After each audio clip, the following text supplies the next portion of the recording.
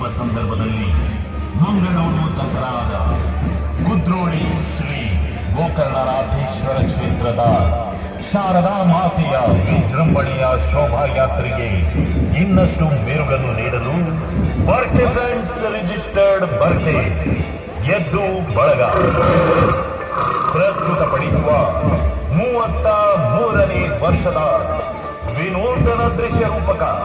ಕಂಗುವಾ ಚಿತ್ರದ ದೃಶ್ಯ ರೂಪಕ ನಿಮ್ಮ ಮುಂದೆ